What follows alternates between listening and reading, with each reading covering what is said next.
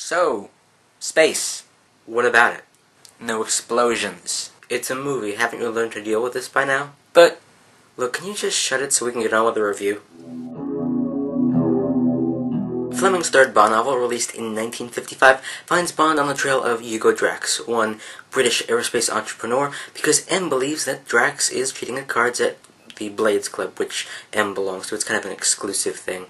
It turns out that Drax is cheating, and Bond ends up beating him at his own game. The 11th Bond film, released in 1979 and directed by the returning Lewis Gilbert, also finds Bond on the trail of Drax, but because of a missing/hijacked Moonraker space shuttle. It turns out that Drax, now possibly a French aerospace industrialist, had his own shuttle hijacked to complete his fleet of Moonraker space shuttles. Why? To get all of his master race subjects up to his undetectable space station before wreaking havoc on the human population and killing them all with nerve gas. So, Space Hitler?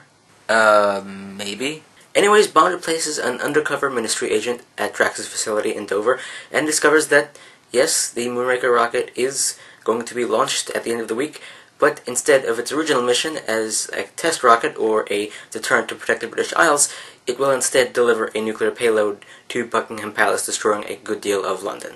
Okay, born of the fears of the atomic age. It's a good point there.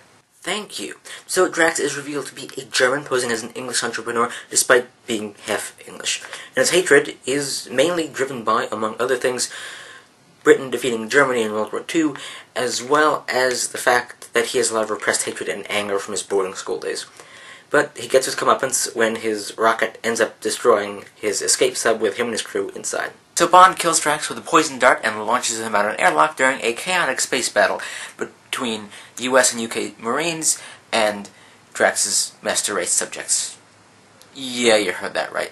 Moving away from the plot, we'll start with exoticism, which the novel lacks, as Bond is stationed in England, and he's pitted against Drax, and he's doing his best to preserve the British nation, the British Empire, what have you, or what remains of it, as well as national landmarks.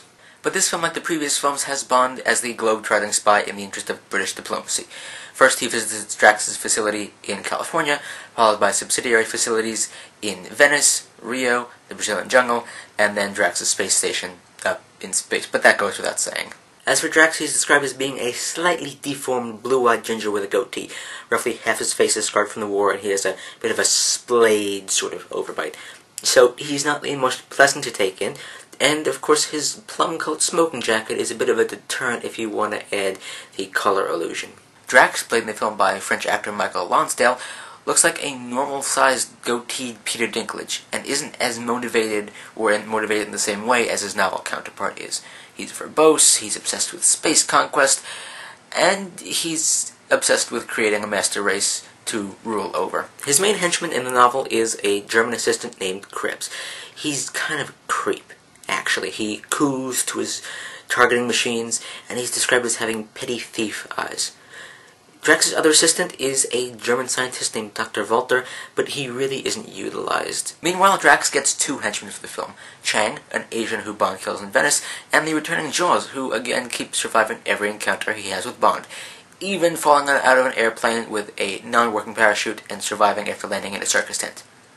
Seriously. But in this film, Jaws finds love, finally speaks, and sides with Bond after Drax implies that Jaws wouldn't be one of the progenitors of his master race. Long story short, don't get your tall, gigantic, super strong henchman who can survive just about anything angry. The Bond woman of the novel is Gala Brand, a Scotland Yard agent working undercover as Drax's secretary. Gala? Yeah, short for Galatea, the cruiser her father served on. Ah. She's described as being loyal and virginal, but she's a strong female character who can handle herself in certain situations, like reprogramming the rocket, and she doesn't end up falling for Bond because she's engaged. Meanwhile, Bond is beset by three women in the film. Corinne Dufour is one of Drax's assistants, who apparently can't read, and whom Bond gets into bed with to get access to secret Moonraker documents. She ends up being chased down and killed on foot by Drax's hunting dogs instead of hopping in a nearby golf cart to escape. It's also suggested that Bond beds Manuela, an MI6 agent in Brazil, before they investigate a shipping warehouse. And there is, of course, Dr. Holly Goodhead, a NASA scientist and CIA agent on loan to Drax Industries. Well, I bet that Holly... You bet that Holly what? Is a damn good scientist and well-trained CIA agent. What do you think I was going to say? Get your mind out of the gutter. Anyways, Holly manages to hold her own, even though she doesn't use her CIA training to break out of captivity twice in the film. She is somewhat resistant to Bond's charm, although they do end up sleeping together partway through the film, and they have a zero-G coitus after the space station blows up and they escape. The gadgets of the film continue the trend of outlandishness that the previous films have slowly been building on. You have things like a wristwatch dart gun, a gondola that drives around on land, explosive bolas, a det cord and cable in a wristwatch, and a river boat that has a pop-out hang glider. And Moore's Bond continues to be skeptical of women, especially Holly. When he first meets her, he's surprised that she's a female scientist.